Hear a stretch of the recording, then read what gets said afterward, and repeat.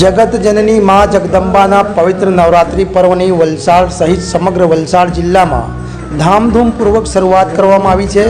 નવરાત્રિના પ્રથમ નોરતે રાજ્યના નાણાં ઉર્જા પેટ્રોકેમિકલ્સ વિભાગના કેબિનેટ મંત્રી આદરણીય શ્રી કનુભાઈ દેસાઈએ વલસાડમાં ગરબા મહોત્સવમાં હાજર રહી માતાજીની આરતી કરી હતી।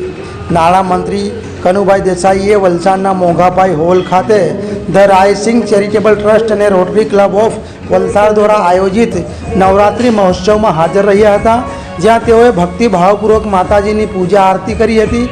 નાણામંત્રી પ્રથમ નોરતે જ વલસાડ ખાતે નવરાત્રિ મહોત્સવમાં હાજર રહેતા આયોજકોનો ખેલૈયાઓનો ઉત્સાહ વધ્યો હતો। આમ રાજ્યમાં ચાલી રહેલ નવરાત્રિ મહોત્સવ નિમિત્તે સમગ્ર વલસાડ જિલ્લા અને ગુજરાતની જનતાને નવરાત્રિની શુભેચ્છા આપી હતી।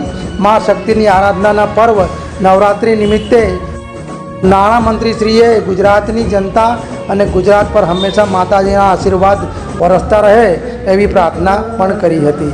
આ તબક્કે વલસાડના ધારાસભ્ય શ્રી ભરતભાઈ પટેલ, વલસાડ બાળ વિકાસ સમિતિના પૂર્વ અધ્યક્ષ શ્રી સોનલબેન સોલંકી, વલસાડ શહેર ભાજપ પ્રમુખ શ્રી કંદરભાઈ દેસાઈ સહિત આયોજકો ખેલૈયાઓ હાજર રહ્યા હતા।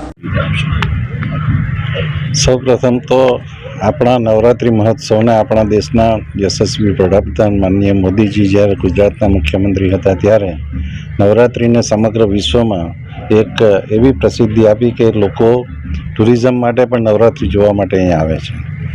આવા સંજોગોમાં જ્યારે રોટરી જે વૈશ્વિક સેવાકીય સંસ્થા છે અને rotary club Vapi, rotary club Valsad જ્યારે 30 વર્ષો ઉપરથી આ નવરાત્રિ મહોત્સવનું આયોજન કરે છે, ત્યારે આ વિસ્તારના લોકોને, આ વિસ્તારના ખેલૈયાઓને અને આ વિસ્તારના યુવાનોને ઘણી બધી સગવડતા મળે છે। સાથે સાથે આજ સુધીમાં આ બધા આયોજનમાં કોઈ પણ દિવસ કોઈ પ્રોબ્લેમ થયો નથી અને સૌને સૌથી વધુ સુરક્ષિત અને સેફ આ મહોત્સવ અહીંયા લાગે છે।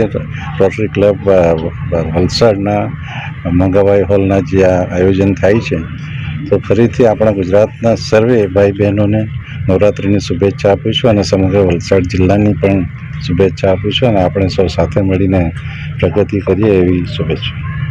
ગુજરાતભરમાં હર્ષો ઉલ્લાસથી નવરાત્રિની શરૂઆત થઈ રહી છે।